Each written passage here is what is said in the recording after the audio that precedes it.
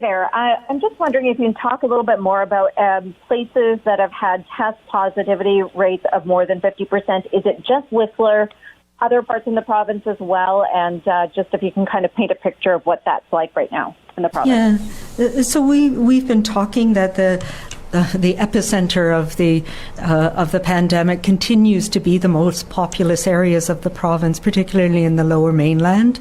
And so it's not a test positivity of 50%, it's been a 50% increase in the test positivity. And, you know, on a day-to-day basis, that one single day doesn't make necessarily a difference, and same with the numbers, but we look at the 7-day rolling average as a way of smoothing out what's happening over time. And as you know, we've been seeing a steady increase over weeks. But in the last week, what we've seen is that start to inflect upwards, both in the numbers of cases, the 7-day rolling average number of cases, but also in the percent of those tested that are positive over time. So we've gone on average in the province from about 5% to closer to almost 10%, but it is much higher in some parts of the province than others. The city of Surrey is one area, or the area around Surrey is one area where we've had consistently high transmission rates in the community, and that's reflected in outbreaks in workplaces, it's reflected in exposure events in schools there, and the percent positivity has crept up and then dramatically increased.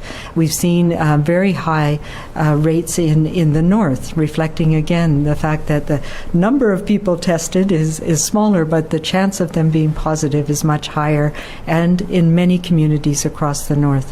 What is worrisome, and we did have many discussions over this weekend about whether we needed to just apply this to the Lower Mainland, but what we saw in October is repeating itself now. We start to see a slow increase and then a rapid takeoff, and it starts where the population is greatest, where the numbers of cases are greatest, but it very rapidly spreads, and we've started to see an increase on Vancouver Island over this weekend and in the interior. The north has remained very high, and we've been targeting different communities in the north. So Whistler is particularly concerning. As you know, we had an outbreak there, started over the winter holidays, Christmas season. We seem to come under control, but we've had waxing and waning, and in the last week it started to take off again. And we've seen that people who have traveled to Whistler and then gone home, both to the Lower Mainland, to parts of the interior, and here on Vancouver Island, we're starting to see cases pop up here that are related. So it really is looking at it as a whole, and recognizing that we are very connected as a province, despite our geography, that people move, and this virus moves with people.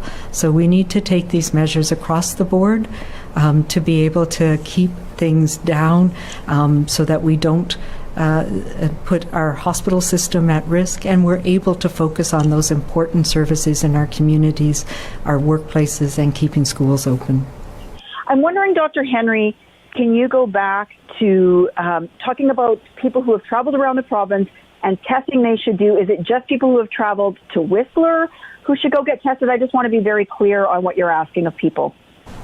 I'm asking anybody who's feeling unwell with symptoms of COVID to get tested and to stay away from others.